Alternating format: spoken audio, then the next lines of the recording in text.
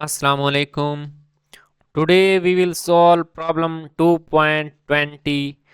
One of these is an impossible electrostatic field. Which one? अब हमने दो electric field दी गई हैं, इनमें से बताना है कि कौन सी इम्पॉसिबल है जो कि इलेक्ट्रिक फील्ड नहीं बन सकती। तो इस चीज़ का सिंपली आंसर है कि जो कर्ल ऑफ इलेक्ट्रिक फील्ड है वो ऑलवेज हमारे पास क्या है, ज़ीरो के इक्वल होता है। तो इन दोनों का हम कर्ल फाइंड कर लेंगे। सबसे पहले हम इनका कर्ल फाइंड करते हैं। नेक्स्ट चीज़ हमारे पास है हेयर के is a constant.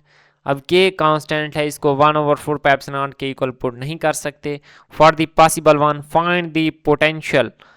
For the possible one, जो फील्ड हमारे पास पॉसिबल है उसका हमने पोटेंशियल फाइंड करना है using origin as your reference point. Origin को रेफरेंस पॉइंट मानते हुए उसका हमने पोटेंशियल फाइंड करना है। And then check your answer by computing del we. अब हमने डेल वी कंप्यूट करेंगे, उसका ग्रेडियंट लेंगे जो कि अगेन हमारे पास इलेक्ट्रिक फील्ड आता है। तो ये चीज़ हमने प्रूव करनी है। सबसे पहले हमारे पास इलेक्ट्रिक फील्ड, मैं इसको ई वन कह देता हूँ, इसको ई2। अब ई1 का हम कर्ल ले लेते हैं। कर्ल हमने कैसे फाइंड करना होता है, क्योंकि हमारे पास यहाँ पे कार्टेशियन कोऑर्डिनेट्स हैं, तो कर्ल हमारे पास क्या है, सिंपल आ जाएगा। सिंपल आ जाएगा, के को बाहर लिखा एंड कर्ल डेल क्रॉस, यानी ए क्रॉस बी जैसे हम फाइंड करते थे। और इसको फाइंड करने का डायरेक्ट शॉर्टकट मेथड भी है जो कि मैंने कैलकुलेटर स्किल्स की वीडियो में डाला हुआ है, वो भी आप देख सकते हैं। तो यहाँ पे X cap Y cap and G cap, curly over curly X, पहले X cap Y cap G cap लिखते हैं, देन डेल की वैल्यूज लिखते हैं। यहाँ पे जो भी वेक्टर हो, अब हमारे पास वेक्टर डेल है तो हम डेल लिखा। अब नेक्स्ट वेक्टर है ई, नेक्स्ट हम ई की वैल्यूज लिखते हैं, पहले एक्स वाली फिर वाई वाली फिर जी वाली, सेम यही चीज़ है। अब हमने इसको खोलना है, के सबके साथ मल्टीप्लाई हो रहा है।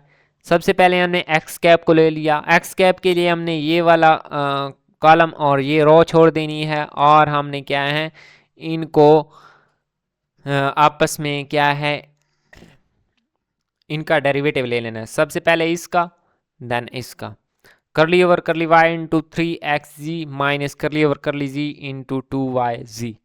पहले इसका लिया देन इसका लिया, एंड दूसरी टर्म हमने नेगेटिव में लिखनी होती है, मैंने नेगेटिव लिख ली, माइनस के Y cap curly over curly X. अब हमने इस केस के लिए ये वाला कॉलम और ये वाला रो को छोड़ देना है। अब मैंने क्या है, इस वैल्यू को इस वैल्यू के साथ लेना है, curly over curly x into 3xg and curly over curly ji into X Y, and same the third one plus, third value हमने प्लस लेनी होती है, और उसके लिए हमने ये वाला कॉलम और ये वाली रो छोड़ देनी है, और पहले इस रकम को ले लेना है एंड माइनस के साथ इसको ले लेना है। तो यहाँ पे जो हमारे पास सिंपल डेरिवेटिव है y के हिसाब से, हमने यहाँ पे डेरिवेटिव लिया, मौजूद ही नहीं है, तो ये सारी रकम कांस्टेंट तस्वर होगी, और कांस्टेंट का डेरिवेटिव ज़ीरो होता है। अब यहाँ पे z मौजूद है तो कर z का विद रिस्पेक्ट टू z 1 आ जाएगा, and 2y minus 2y, 0 minus 2y बच जाएगा, माइनस के वाई कैप। अब वाई कैप, अब यहाँ पे पहली रकम में x क्या है, मौजूद है, तो 3x को 3z को कांस्टेंट है, बाहर लिख लेंगे, और x का विद रिस्पेक्ट टू x1, तो इसका डेरिवेटिव 3z आ जाएगा। यहाँ पे z मौजूद नहीं है तो ये 0 बन जाएगा, सेम यही केस यहाँ पे 0, और ये बन जाएगा माइनस x। अब ये हमारे पास इसका जो कर्ल है वो 0 के इक्वल नहीं आ रहा, तो ये पॉसिबल फील्ड नहीं है। अब ये फील्ड पॉसिबल नहीं है। नेक्स्ट दूसरा इलेक्ट्रिक फील्ड E2 हम ले लेते हैं, और सेम इसी तरह इसका क्या है, कर्ल फाइंड करना है सेम मेथड से। अब हम इसका कर्ल जब फाइंड करेंगे, तो मैं स्टेप नहीं बता रहा, अब इसका कर्ल जब हम फाइंड करेंगे तो वो हमारे पास क्या है, 0 के इक्वल आ रहा है। अगर वो 0 के इक्वल आ रहा है तो वो हमारे पास पॉसिबल इलेक्ट्रिक फील्ड होगा। अब अगर पॉसिबल इलेक्ट्रिक फील्ड है तो हम इसका पोटेंशियल फाइंड कर सकते हैं। पॉसिबल वन का हमने पोटेंशियल फाइंड करना था, अब हम इसका पोटेंशियल फाइंड कर लेते हैं। पोटेंशियल कैलकुलेट करने का हमारे पास क्या फार्मूला है, v is equal to minus integration of E dot D L, zero से मैंने अब जनरल केस है, ठीक है। रेफरेंस पॉइंट हमने ओरिजिन लेना है, ओरिजिन हमारे पास यहाँ पे बताया गया है कि रेफरेंस पॉइंट हमने origin as your reference point, तो रेफरेंस मैंने क्या है, ओरिजिन ले लिया 0 से, और जो ये वाली वैल्यूज़ हैं, जो बाकी वैल्यूज़ हैं वो हमारे पास क्या है, x naught, y naught, z naught, ये कोई भी वैल्यू हो सकती है जो हमारे पास ओरिजिन से दूर हो। ठीक है, ओरिजिन से एक्स नॉट का फासला हमने तय करना है, then y naught, then z naught. तो इसको मैं क्या है स्टेप में लिख लेता हूँ। ये फर्स्ट स्टेप में हम जीरो से एक्स नॉट पे जाएंगे, सेकंड स्टेप में जीरो से यानी एक्स नॉट पे खड़े होंगे, और वहाँ पे वाई एक्सिस पे तो हमने कोई ट्रैवलिंग नहीं की हुई, तो वहाँ पे उसके हिसाब से वो वाई एक्सिस जीरो ये तस्वर किया जाएगा, एंड देन जी एक्सिस। तो सबसे पहले हम क्या है इस बात को, इस फिगर को देख लें। इस फिगर के हिसाब से हमने जाना है, ओरिजिन ये है हमारे पास।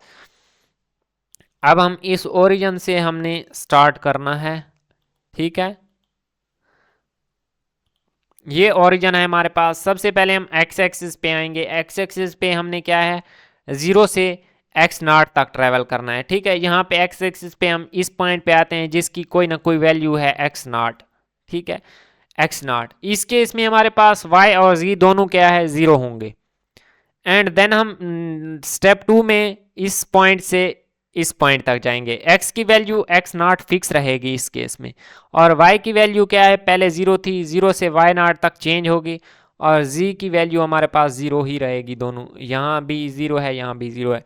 अब इससे थर्ड स्टेप में हम z एक्सिस पे जाएंगे। x की वैल्यू x नॉट फिक्स है, y की वैल्यू y नॉट फिक्स है, और z हमारे पास जीरो से z नॉट तक चेंज होगा। Three steps. तो सिंपली पहले मैंने एक जर्नल ई डॉट डी एल की वैल्यू ले ली। ई की वैल्यू हमने कौन सी ली, जो सेकंड है, क्योंकि ये पॉसिबल फील्ड है। पॉसिबल फील्ड लेनी थी dot D l. D l की वैल्यू हमारे पास होती है d x into x cap plus d y into y cap plus d z into z cap for Cartesian coordinates. For spherical and cylindrical coordinates it is different. ठीक है, अब x cap dot x cap हमारे पास one होता है, y cap dot y cap one, and ji dot G one. तो आपस में इनका डॉट प्रोडक्ट ले लिया, जिसका आंसर हमारे पास कुछ यूं आया। अब हमने क्या है स्टेप वन में लिखना है। स्टेप वन में क्या है, y और z दोनों क्या है हमारे पास जीरो थे, एंड ये जीरो हैं, डी वाई डी जी वो भी इक्वल टू जीरो हो जाएंगे। सिर्फ x की वैल्यू क्या कहाँ से कहाँ तक चेंज हो रही है, जीरो से x नॉट तक। ठीक है, तो अब इस ई डॉट डी एल में हमने क्या करना है, जहाँ भी y मौजूद है, जहाँ भी z मौजूद है, उसको ज़ीरो कर देना है। जहाँ भी डी वाई मौजूद है, जहाँ भी डी जी मौजूद है, उसको ज़ीरो कर देना है। तो ये है हमारे पास क्या है, वाई मौजूद है यहाँ पे, ये ज़ीरो हो गया। यहाँ पे डी वाई मौजूद है, डी वाई भी ज़ीरो है, डी जी भी ज़ीरो है। तो ई dot D L for step one E dot D L हमारे पास क्या है, ज़ीरो आ जाएगा। अब दूसरा स्टेप हमने लेना था। दूसरा स्टेप क्या था, हमने यहाँ से यहाँ तक कैलकुलेट करना है। एक्स नॉट की वैल्यू फिक्स है, एंड वाई चेंज हो रहा है जीरो से वाई नॉट तक, and z again zero fix है। तो स्टेप टू में अगेन मैं यहाँ भी लिखा हुआ भी है कि x is equal to x naught है। अब x की वैल्यू अगर फिक्स है, कांस्टेंट है, तो dx हमारे पास क्या है, जीरो हो जाएगा, क्योंकि कांस्टेंट का डेरिवेटिव हमारे पास जीरो होता है, तो ये जीरो हो जाएगा।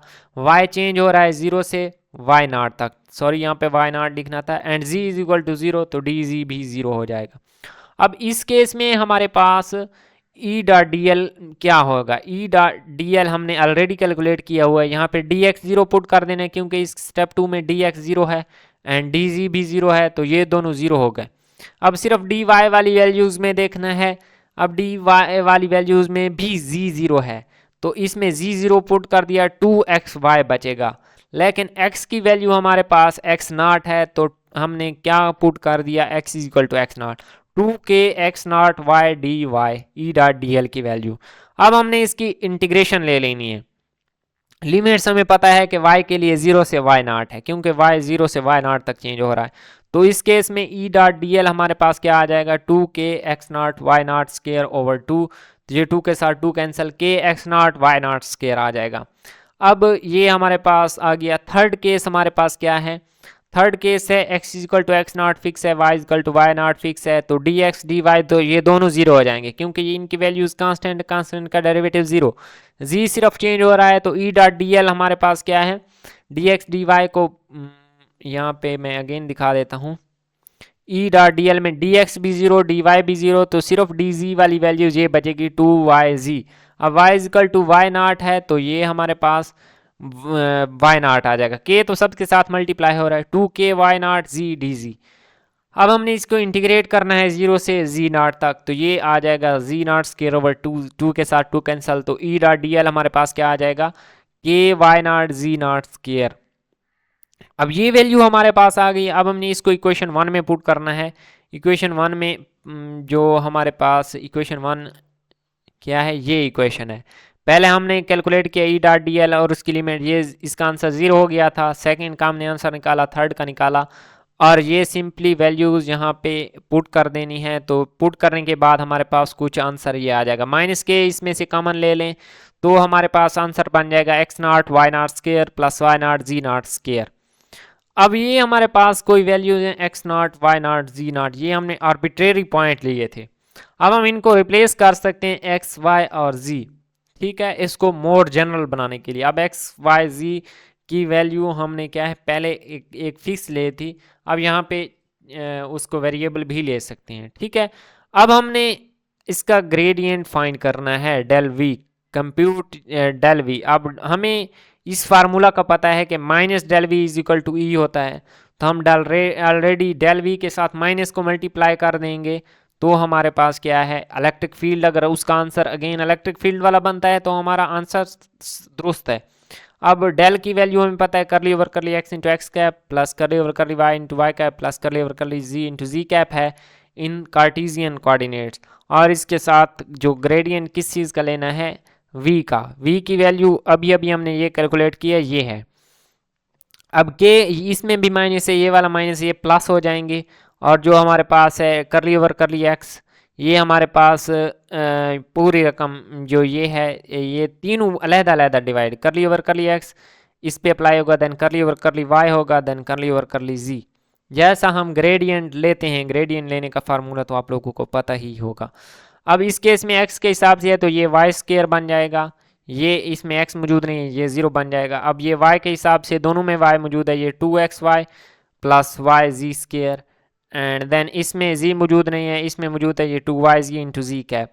जो कि अगेन हमने जो इलेक्ट्रिक फील्ड कैलकुलेट, जो इलेक्ट्रिक फील्ड है, ये देखें सेम यही चीज़ अगेन हमने बना ली, सेम यही चीज़ बन रही है। तो हम हमारा क्या है, आंसर दुरुस्त है। मैंने इसको इसलिए हेंस प्रूव्ड लिख लिया, ये हमने ग्रेडियंट उसका कैलकुलेट कर लिया जो कि हमने करना था। अगर किसी पॉइंट की प्रॉब्लम में समझ नहीं आई तो कमेंट सेक्शन में पूछ सकते हैं। मिलते हैं नेक्स्ट वीडियो में। अल्लाह हाफिज़।